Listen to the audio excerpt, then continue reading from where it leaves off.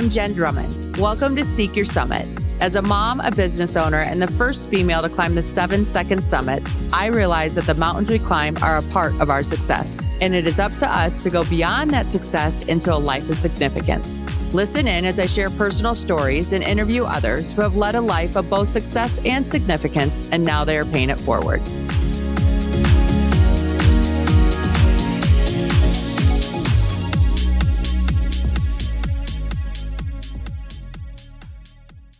Hi, this is Jenn Drummond. I'm visiting my friend Jarek Tadla today, and we are doing a conversation and converting this into a podcast so you have lessons to learn from.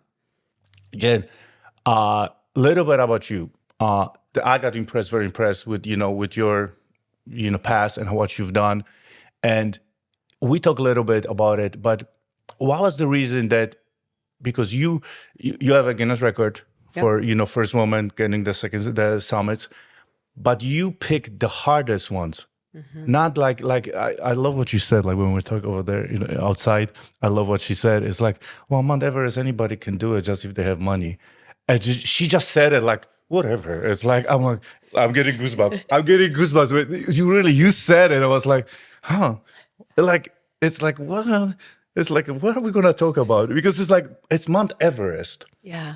And walk me through like the way you picked it and why the journey. Just walk me through how it started, like, please. Yeah, no, so I survived that horrific car crash that should have taken my life and didn't. Shortly after that car crash, a dear friend of mine died running on a trail when it was wet out.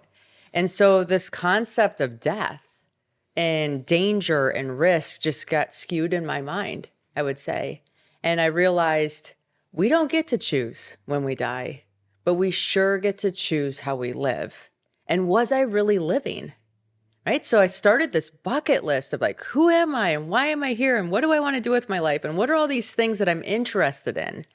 And on that list was climb a mountain. And so I was looking at a mountain named Ama de Blanc.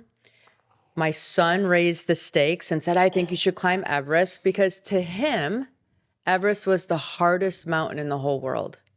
I think that's an important... Well, it's not only to him. I think it's to everybody, people that don't because know. It's the highest doesn't mean it's the hardest. Exactly. And you really minimize it. Like you make me feel like, no, if you have money, you can do it. I'm like, okay. I have money, I can do it. You can. I'll help you. I'll get you to the top. But it's interesting because... like we're in Miami at your gorgeous home right now. It's cloudy, but you can see outside and you can like run the boat down all the waterways. If there was a huge storm and it was blowing sideways or whatever, that same path is a different feel because it has a different experience. So I think with Everest, if you can hit that weather right, it's like walking up a mountain with sunny weather.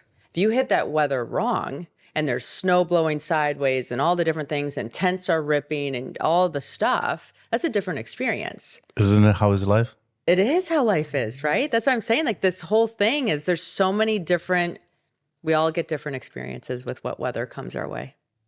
But I think in life, it's like we prepare for the worst, expect the best, and then the storm. Like I always tell them, like we're in the middle of the storm, like, God, when is it gonna stop? When is it gonna stop? And it's like, it never, ever stop. Like we have to evolve and we have to continue grow, and the growth never stopped. I was just telling my friend that a lot of people stop growing when they reach age of 25, 30. Yeah. And then you reached the pinnacle point at 40, right? It was right before that you're like, this is not me. This is not what I was born for. Yes. And like, I want to do something more. Yeah. Okay. And what about you? Because when did you have your aha moment of I'm meant for more? Really, it was literally 4 years ago. Yeah. A few years ago, I realized I don't know anything about myself. Right. That I went through the journey of life very fortunate. Even though I have a lot of, my upbringing was very hard, living in Poland and then, moving here as an immigrant. And it was very, very difficult. But I always expect that's what it has to be.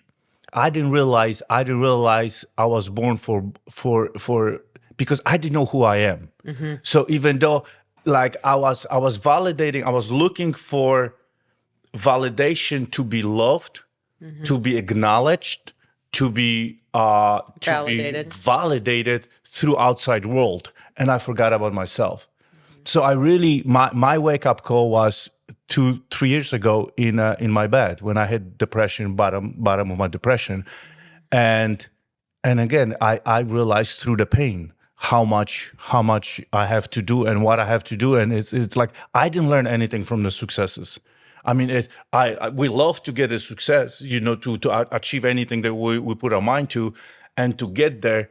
But we talked about it before outside. And it's hard to say to people. It's like, yeah, I want to get there. I want to get there. Like I'm telling people, you want to get there the longest, the later the possible. Because the second we get the shortcut, which by the way, you just give me shortcut to Mount Everest. It's like you have money, then you can now you show me a shortcut. I don't think we want the shortcuts. Exactly. Like if you think about it from a video game perspective, when my boys are playing a game, if they know how to beat the game, they're no longer interested in playing the game. So I look at that and I'm like, okay, well, do I want to beat the game or do I want to play the game as long as I can and suck as much learnings out of it and have that experience? Because once I beat it, I'm bored and I'm ready for something new. Okay. Well, I was so, impressed with you, because like I think like we have to be uncomfortable to be comfortable. Okay, I mean you definitely through the and let's not, it's not only the climbs, but your life, you mother of 7 children, and just doing all this work, like where's the uncomfortable become comfortable? Like what do you do? Like it's like, hey, I'm sick of it. I don't want to do it anymore. What do you do to kind of self-talk yourself to it, or to break the barriers? Because to me, you are like, there's what is next, what is next, what is next. How do you talk to yourself? Like how does your self-talk looks when you hitting those like, shit, I don't want to do this anymore. I'm sick of this, kids. I'm sick of this. I'm like, yeah. Well, see, I know when I'm climbing a mountain, and the mountain's metaphorical for everybody that's listening. Exactly. That I'm going to have moments where I'm like, why am I paying to do this? Right? Like I have friends that are going on cruises in Hawaii, and here I'm paying the same amount of money to put myself in an uncomfortable position on a mountain that could take my life. Right? But I think you're going to get to these points wherever you are that doubt's going to creep in. And it's not that moment that doubt creeps in that you solve the problem. It's the pregame that you solve that problem. So for me, I knew, okay, I'm going to get to a point where I'm going to want to turn around on this mountain. But I know I really don't want to in my heart of hearts. Like I want to get to the top. So what are my tools that are going to help me get through that hard moment when it shows up? I don't know when the hard moment's going to show up, but I know the hard moment's going to show up. So for me, I put together kind of a toolkit before I even went for the climb. And so I had a picture of my kids. Anytime it got really, really hard, I took out a picture of them. I looked at them. I connected with them. And I said, you know what? They're watching. They're my accountability partners. If they're watching me, am I doing things that would make them proud, that would give them courage, that would teach them bravery? So that was one of my tools. Another one of my tools was having a playlist. Like I had music that would put me into a good spot and get me pumped up again and be ready to go when things got hard. I had friends and family write me letters so that when I got into a dark moment, I could look at those letters and they could remind me who they view me as. And I could step into those traits and those possibilities. I even brought essential oils. Like I had this smell of oranges because I remember coming to Florida and having orange juice fresh squeezed with my grandparents on vacation. And I'm like, okay, I'm in this horrible, harsh, crazy environment. I'm going to bring out that smell of oranges and bring back that memory and tap into that energy. Wow. So yeah, so I just think you really have to have a pre-game plan for when the bad things are going to happen and use those tools when they do. But what about you? Like, what do you use? I just love what you said. It's funny. We normal, just like what we got to define normal, but we pay to be painful. We go through the pain. know. But I think what it does, like, like, I love what you said, like, people pay to get on vacation and we just pay to go through the pain. But I think when we're learning that we are the resilience, then when something really hard happens in life, to us is easy versus somebody who sits on the sofa, does anything. It's like every little thing. It's a humongous problem. And for us, for somebody, it's a really big deal. To us, it's like, it's a regular Tuesday in Miami. You know what I mean? When I was a little kid, I was a swimmer. I was 6, 7, 8 years old, and I was swimming 6 hours a day. I never complained about it. Yeah. Never, ever. I did gymnastics. Yeah. We trained all the time, and I never even knew that was bad. I'm like, this is amazing. Yeah. So what happened is right now when we get older, we pay for the painful experiences to remind ourselves who we are and how strong and how can we accomplish. You know what I mean? And we have to, it's never get easy. Because it's just the bar gets higher and higher and higher. And then I know there's an audience that's going to say like, so when is it going to stop? Never, ever. When we're 60, when we're 70, when our bar is gonna it's gonna rise, and it's gonna get just like we talked a little bit about it. It's just the infinite abundance, and it's actually not even abundance right now. It's like for us, it's the infinite game. It's an infinite game. We both start something that is new for us. Yeah. And thank you for coming to my house and doing the podcast. But both of it's a new thing, and we just want to share it. Yeah, we definitely want to share. And I believe that your comfort zone shrinks if you're not pushing up against it. So you have to keep pushing up against it, or it's going to keep coming in on you. And everybody who went through COVID and they got out of social settings and they got into their little bubbles, it took them a while to get comfortable going out again with people and expanding again. And that's because our bubbles got small. And so we either keep blowing our bubbles to be wider, or our world shrinks and our purpose shrinks, and all those things just don't feel right.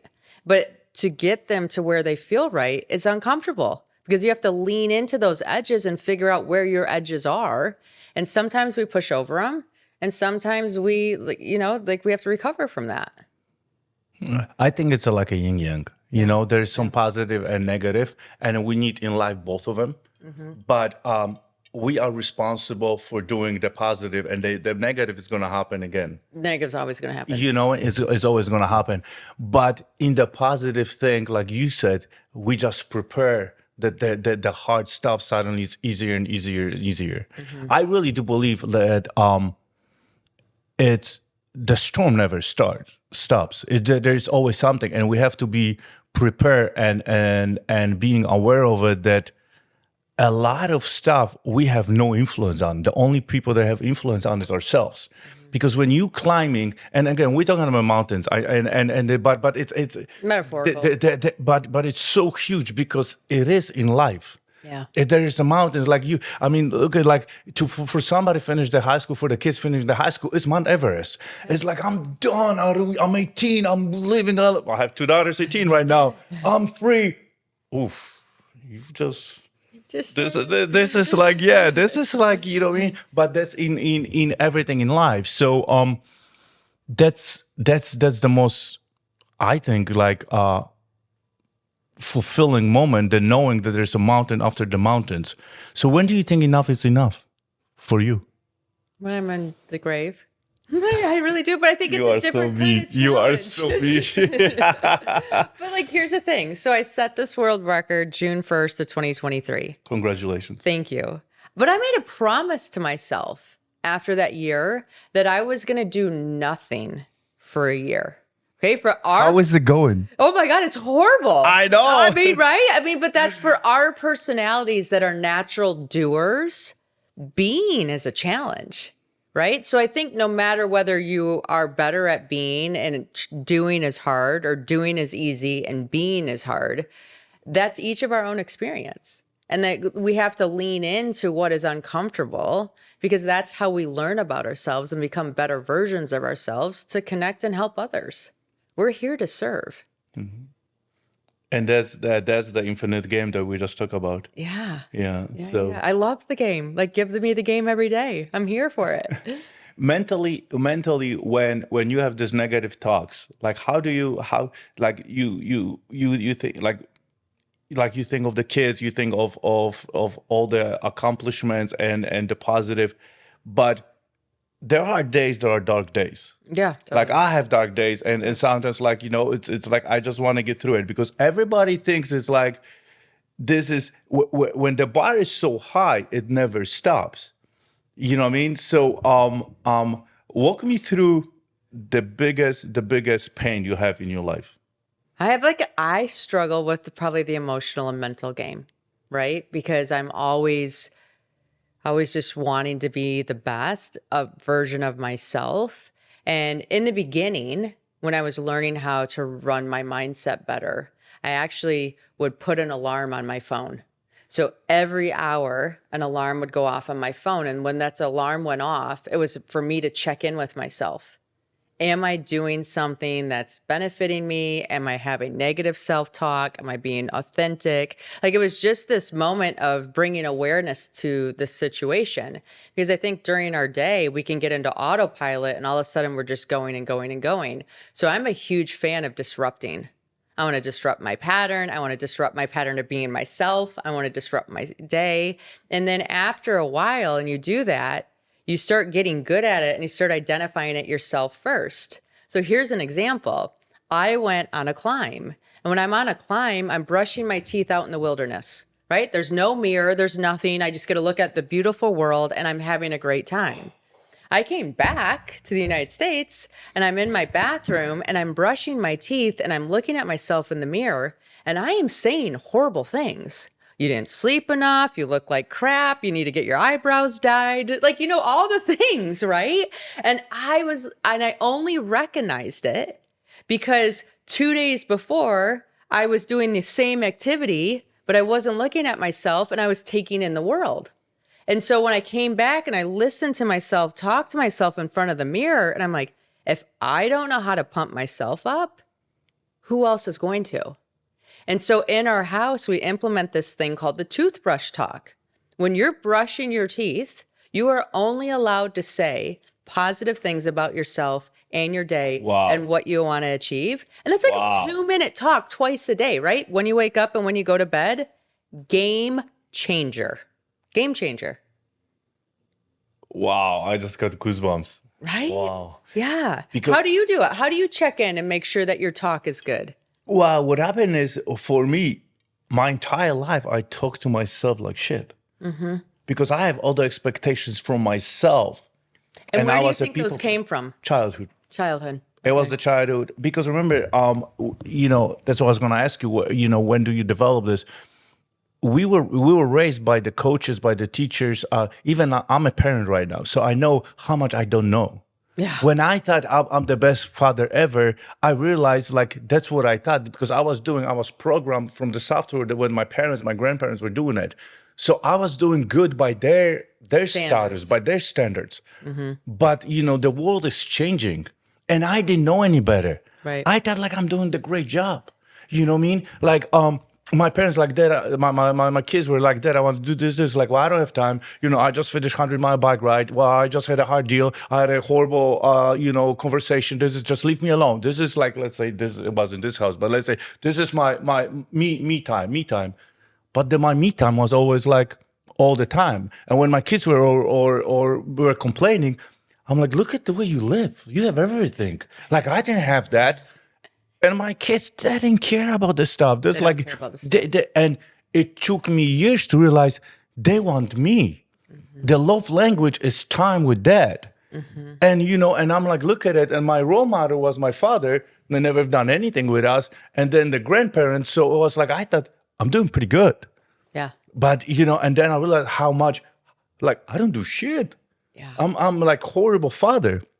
So the self-talk, I don't allow myself. So like, I don't have a 2 minutes talk. I just like the second I start talking to myself, I'm not worthy. Like I go to grace. I'm like, thank you, God. And what's funny, like I was telling, there was a time that was like, why me? And now I just thank you, God, for the grace, for giving me the opportunity. And I really go outside my head because the devil lives in our head. And all the good decisions happen from my heart, from my soul. So I kind of like reconnect. It's like, okay, I'm going here. And then it's like, and here devil always wins because he's got the power. You know what I mean? So I just kind of go and I meditate a lot. And I have like even like a minute meditations, like a, 2 minutes meditation. Even if I'm like I'm on the phone doing a business deal, I purposely drop the calls. Nice. Because I'm like feeling I'm getting the anxiety attack. Yeah. So I'm feeling the anxiety. So I know I'm gonna hurt. It's like a timeout in a basketball game. Yeah. So right? So I'm gonna hurt my kids. I'm gonna hurt my, my parents, my, my fiance, people that I love. I know I'm gonna hurt. So what happened is then I have to reconnect because it's like, because then, like devil gives me like, well, you deserve this. I don't deserve anything. I was on this world to serve. Not to take, not to, you know what I mean? If I don't serve as an example, then I have to just constantly reset myself. Yeah. But I will definitely do the 2 minute talk because, I don't allow myself the negative talk. I really change the negative talk because that's how I talk. But I just like from the conversation from you and I don't talk to myself positively. Yeah. Because, but I think like, because I was always scared that like, oh, who you think you're gonna be? You know what I mean? No, I think I used to have that too. It's like, well, that's bragging or that's like taking your ego into account or whatever. But then when you really surrender to the fact that God made us. Surrender. Right? And I surrender to the fact that like, well, God put me here and I'm honoring him by being grateful for the life he gave me and being grateful for the talents I have and being grateful for the courage that I live to be able to walk those talents. He didn't put us on this earth to not own the significance that we are. We're significant beings because of him. And I love that you meditate and I love that you say, hey, I'm getting out of my zone of genius, so I'm going to hang up the call. How do you notice when you're starting to head down that path of negative self-talk? Like for me, I'd be talking for a while and then I'd catch it, but now I can catch it a lot faster. Well, a lot of time when I say meditate, I meditate and pray. So Okay. that's a two thing, or just go to the Bible for a quick read. But it's funny and it goes in my head. Like how I never experienced anxiety. I went through life till the accident. I was 46 years old. I put everything on the carpet. So anything that hit me, I was unattached. But because I was unattached, because I built the bunker around me, I did not allow any emotions, any feelings. But guess who became completely unattached emotionally and feeling? Me. You. And I was hurting everybody around me. So now suddenly when I started learning the words, anxiety, depression, anger, the only thing I knew, happy or angry, that's it. Yeah. So I start experiencing, so I feel it like, hey, I'm in the head, and sometimes I'm in my head too long. Like, I don't know how long it lasts because it might last 10 seconds or might last half an hour. Like, whoa. This is just too much. When I go through the pain, because at the end of the day, it's healing. I don't want to go a little bit deeper, but we forget to love our inner child. We want to heal the inner child. Yeah. The problem is we don't want. I'm getting goosebumps. Shit. No, we don't want to heal the child. I don't want to heal little Jarek. Little Jarek brought me where I'm at. I want to love him. I want to show him the love. I want to heal myself, the older version of me, so I can 10 years from now be completely bigger man and be more, happier, fulfilled, and inspired.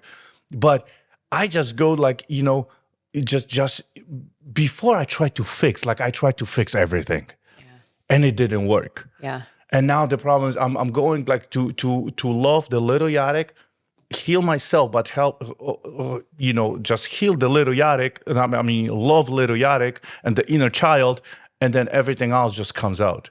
For me, it's really, and physical activities, just hitting the gym, going on a bike ride. It just gives me, the resilience and I think it gives you like that little dopamine boost to kind of flip the switch. Like, oh, this is in my system. I like this. Now, how do I lean into this feeling instead of the feeling I had before? Yeah. Exercise and silence with myself and solitude are key to my performance. you know. And when you were talking, a story came up for me that I remember. I grew up in Holland, Michigan. And so we have lighthouses, right? And one day I was in therapy and my therapist was like, Jen, I need you to focus on being the lighthouse instead of the tugboat. Because here's what happens. Something goes wrong and you go out in the tugboat to try to bring them into shore. And you go out in the tugboat to try to bring them into shore. And you keep being this tugboat to bring everybody into shore. But now there's no lighthouse to shine the light. So people don't know where to go. So like if you can learn to just shine your light and trust that your light is going to be bright enough that the people out on their boats are going to be able to come into shore from you shining your light. You do not need to be the tugboat to bring them in. And that is a photo that I keep on my phone because I have to check in with that and be like, am I being the lighthouse, allowing everybody to have their own experience, letting them know that I'm going to shine bright enough and I trust that you can get into shore. I don't need to go rescue you. And that's a shift. Because remember, saviors get crucified. I know. It's true. Yeah. So that when we work on ourselves and the bigger vision, then everybody around just comes and stay, and they're looking for our light. Yeah. And everybody, it's not only us, everybody has the same thing. Yes. But what happened is we don't give ourselves credit. You know what I mean? There's anybody that even is going to listen to the podcast. They have so many people look up to them, so many people that inspire. But the way you talk to yourself, you don't give yourself a credit. Mm-hmm. And when you don't give yourself credit, even though you're trying to hide, because I had a poker face for my entire life, I was hiding.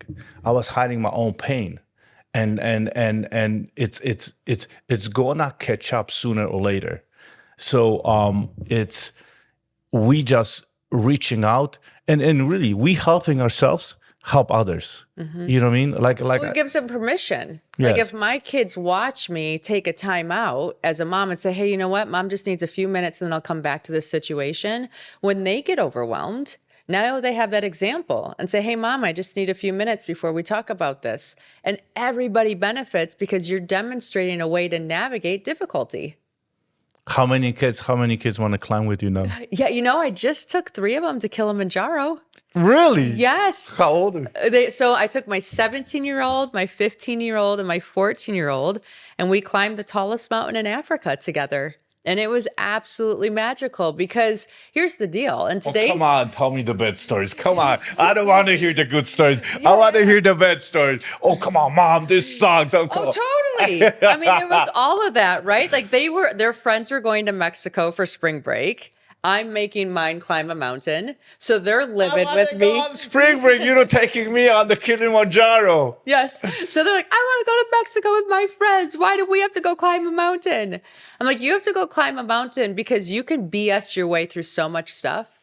And there's no winning in shortcuts. Because if you take a shortcut, you don't learn all the ways that it doesn't work. And when you learn the ways it doesn't work, that builds confidence. And then when you get to the top and things happen, you have more resilience to withstand them. So I make them go to Kilimanjaro. They hate me for most of the trip, right?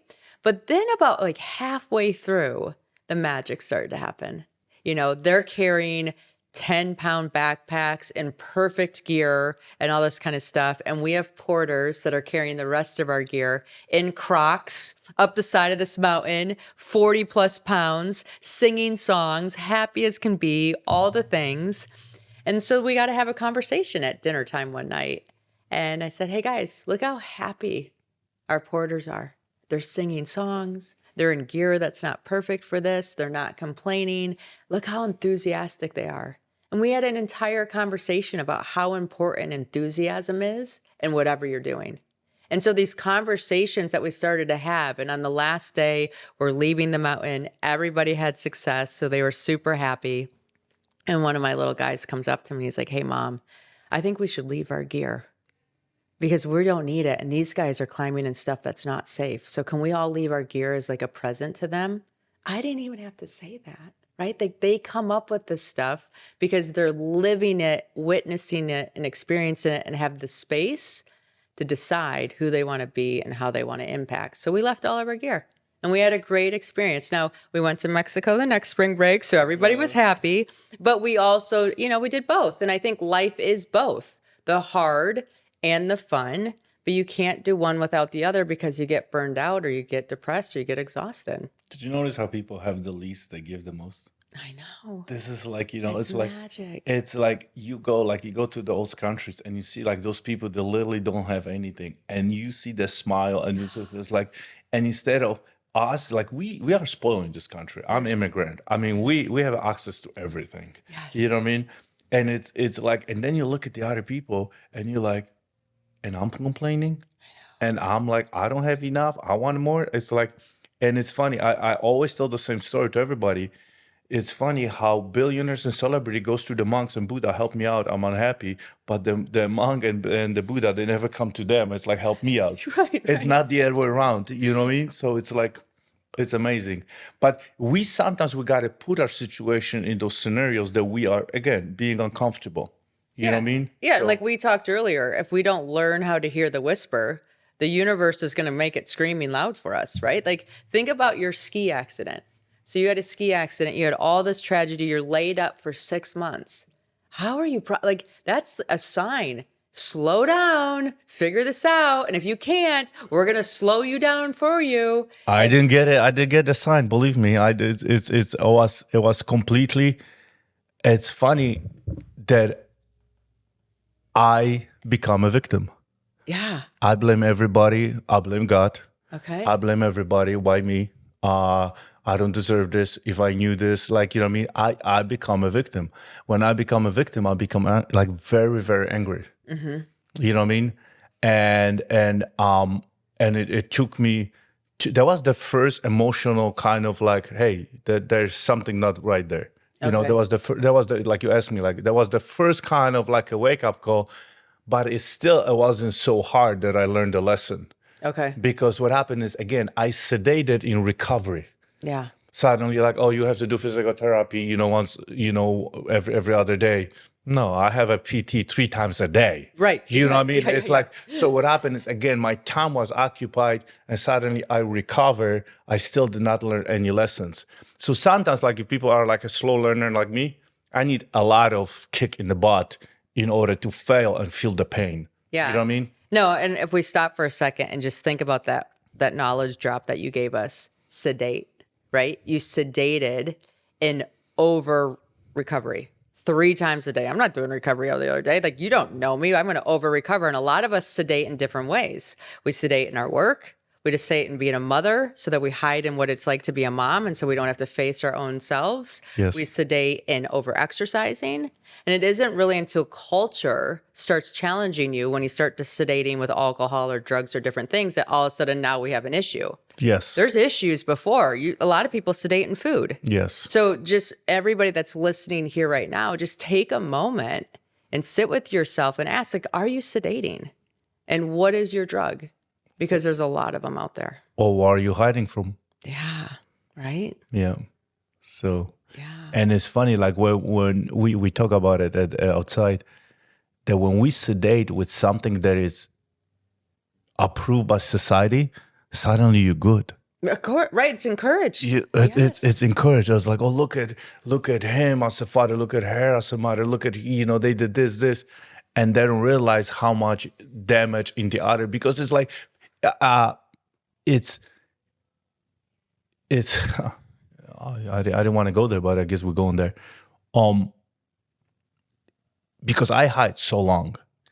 I just hide it so long. And the damage I carry from the childhood, through my adulthood. And then if we don't figure out, if we don't get awakened, and then we carry the pain, our children, and I have 5 children, our children carry the same pain because they see that's what, that's how it was transferred.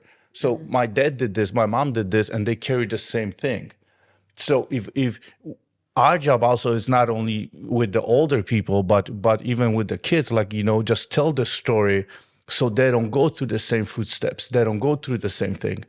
And I was going to ask you, like, if you go back, like, when does this, because, my name of the book is Not Enoughness. Yeah. And I have the not enoughness, from the childhood. Right. And I have to go deep when the not enough was not enough just to prove the world. when do you think, or did you ever like look at it like, hey, because like, do you think we were born like that? Or we developed through, I don't know, kindergarten in the school? I think about it a lot. I'm telling you, I really, this is like when I go with my own thoughts, I think about it. Did what age did I develop, or I was born like that, or it's why God give me the gift, and like, tell me, like, when you do you think of that, or Yeah, no, I mean, I've done a lot of work on myself. And one of the exercises that I've done is you go back in your history and you write down significant events that you can remember. And so you write all those down. And when you start looking at those, you can see where you're still playing victim, right? And I didn't realize like how many little things I was playing victim and I was hiding, which I truly think we're hiding from not enough. Like there's something in us that's like, I really can't be this important or this significant, but we are. And that's not bragging. That's how we were made. But for some reason, we hide from that not enough. And if I look at some of the stories that I wrote or some of the things that I did, like I remember taking piano lessons as a little kid. And if I messed up one key in the piano playing, I would start sobbing and crying. I'd get mad at myself or whatever. And then I have to go back and try to do that again. If I got a grade wrong in school, I mean, it was so significant that I could hyperventilate and have a hard time. And like all these things, like our mental manifests in the physical when you look back. So now I can go back as an adult and look at those stories and I can reparent my inner child and be like, oh, this is what you needed to hear at that time that you didn't know how to ask for, you didn't know how to be aware of or whatever.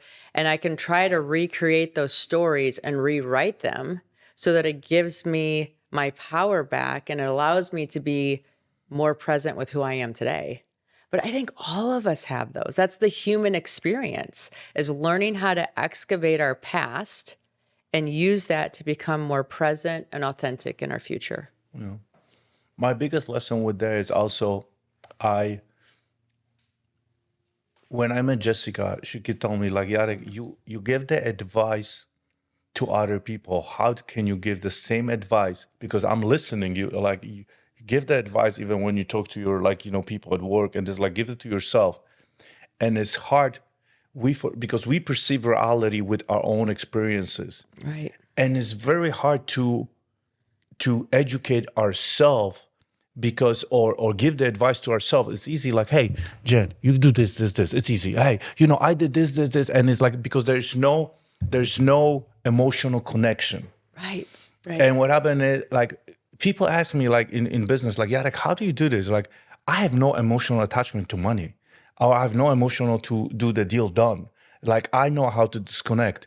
Yet in my own personal life, I cannot do that. Right. It's hard. So I have to, like, literally, I have to step out of myself. Like, literally, I'm not joking you. Like, step out of myself and just advise. And then it's still how I perceive my reality. Well, no, this doesn't. My brain is blocking. No, because of this. No. I'm like, no. Just listen from the outside. And I have to be my second voice to myself. And sometimes I think, if people knew this, they would think that I'm like delusional. Sorry, guys. But you know what I mean? But I have to just step out of myself and just forget about myself, to just really go outside the box and just advise myself.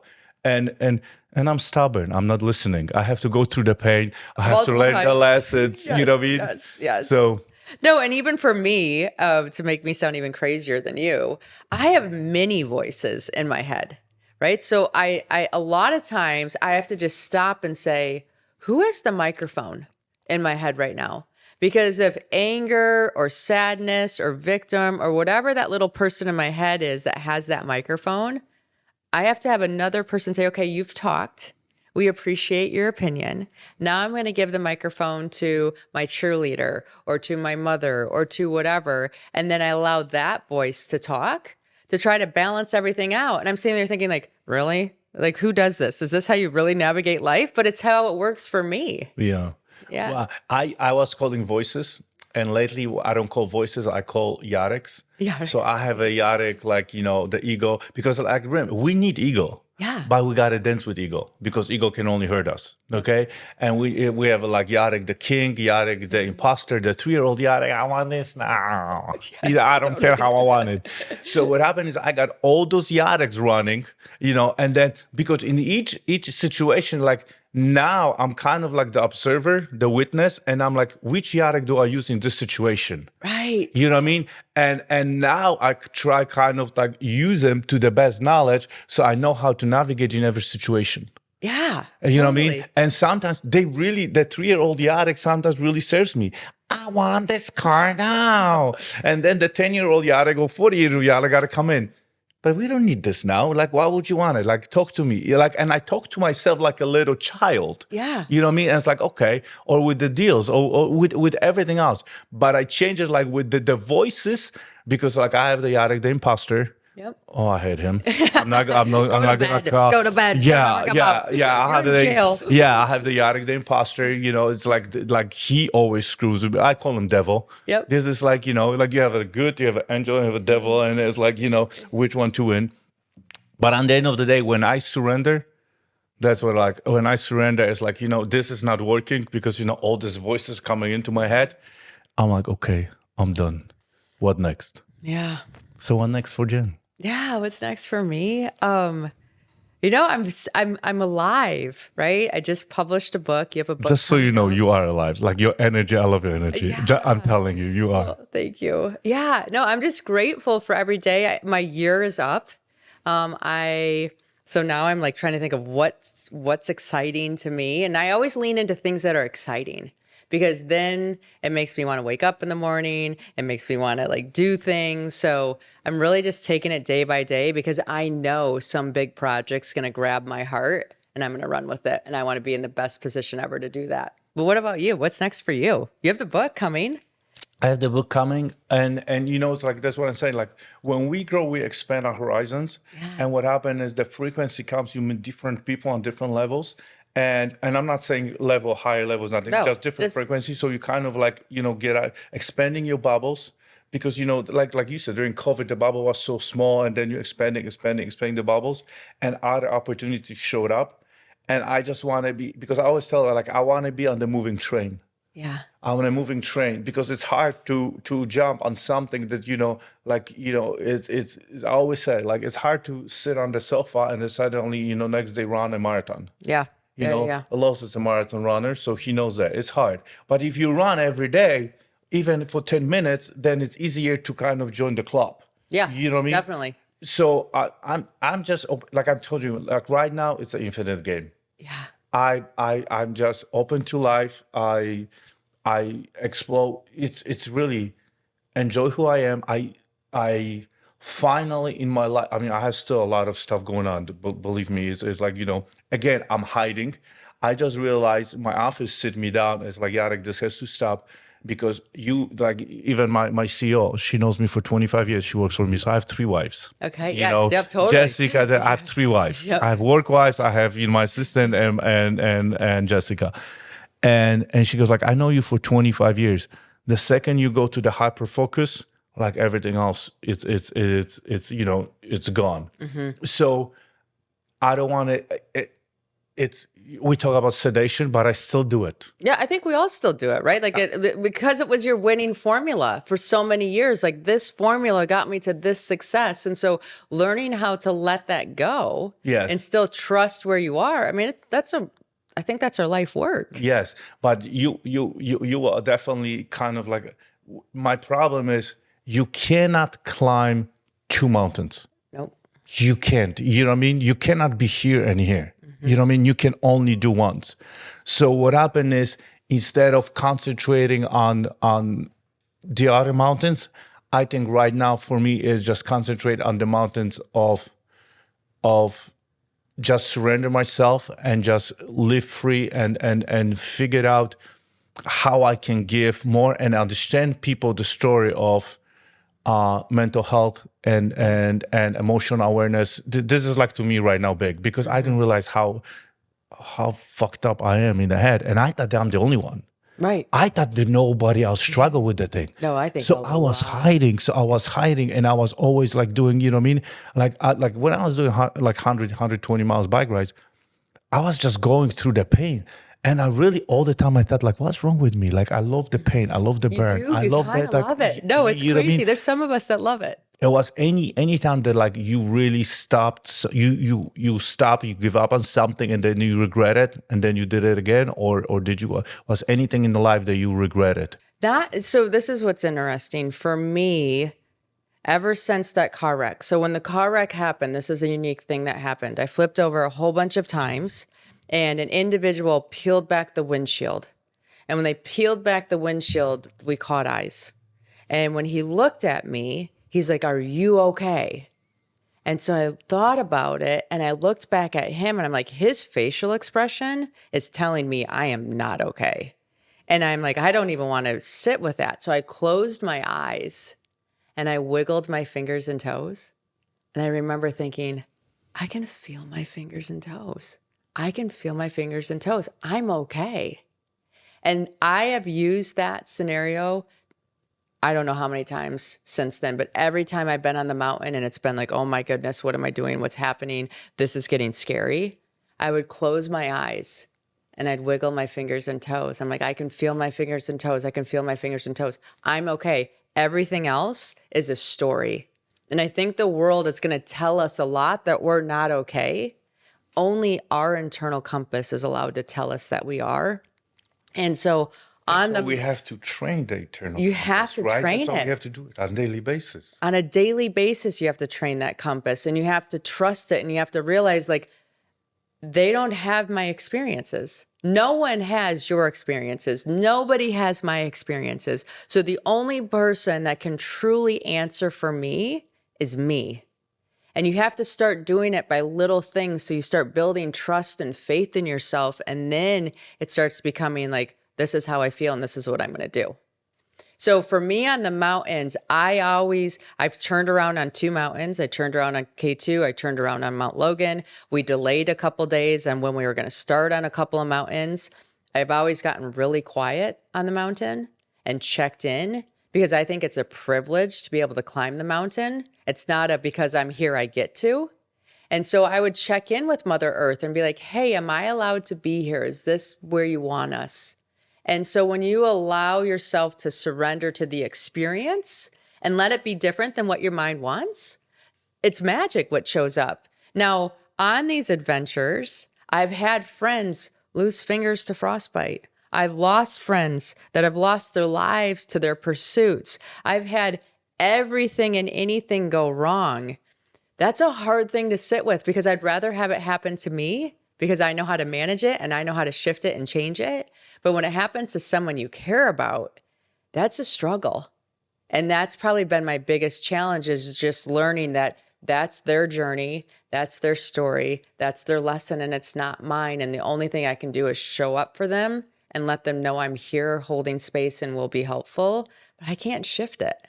And that's hard because I like to shift things and make things easier for others and make We're fixers. Yeah. And so the mountains really taught me how to just own who I am and try not to be a fixer, which is challenging. Where do you think the people pleasing came from, fixing and people pleasing? Because I'm going back and forth with, that's what I'm struggling. I think we got feedback. Like it feels so good when you do something for somebody and they see you. So I think when all of us want to be seen. And when you do something for somebody and they see you, that gets addicting and then you want to keep doing more of it. But what are your thoughts on it? Well, for me, I was my entire life people pleaser. Yeah. So it was taking a lot from me. Of course. Because I forgot about myself and I tried to fix everything. Yeah. And then I got to this point that it broke me. And there was nobody. I mean, I have all this. I surround myself with great people. Don't take me wrong. You know, right. To the period of time, but at the end of the day, I have to go to work. Mm-hmm. And there was nobody there to save me. I have great coaches. I have great therapists. I spent, if people knew how much money I spend on self-educating, like the coaches, therapists, and everybody, it's sick amount of you know. No, totally. You know, the group, we don't want to say. Our secret group, yes. Secret groups.